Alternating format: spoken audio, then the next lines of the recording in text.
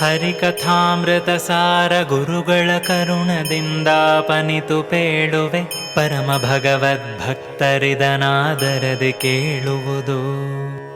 ಕೃತಿರಮಣ ಪ್ರದ್ಯುಮ್ನ ವಸುದೇವತೆಗಳ ಅಹಂಕಾರ ತ್ರಯದೊಳು ಚತುರವಿಂಶತಿ ರೂಪದಿಂದಲೇ ಭೋಜ್ಯನೆನಿಸುವನು.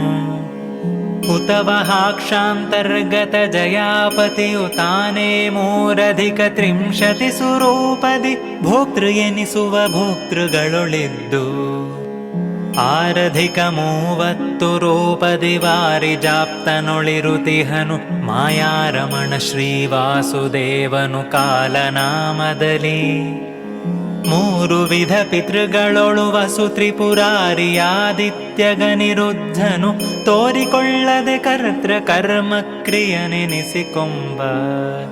ಸ್ವವಶ ನಾರಾಯಣನು ತಾಷಣ್ಣವತಿ ನಾಮದಿ ಕರೆಸುತ್ತಲಿ ವಸು ಶಿವ ದಿವಾಕರ ಕರ್ತೃ ಕರ್ಮ ಕ್ರಿಯೆಗಳೊಳಗಿದ್ದು, ನೆವನವಿಲ್ಲದೆ ನಿತ್ಯದಲ್ಲಿ ತನ್ನವರು ಮಾಡುವ ಸೇವೆ ಕೈಕೊಂಡವರ ಪಿತೃಗಳಿಗೀವನಂತಾನಂತ ಸುಖಗಳನ್ನು.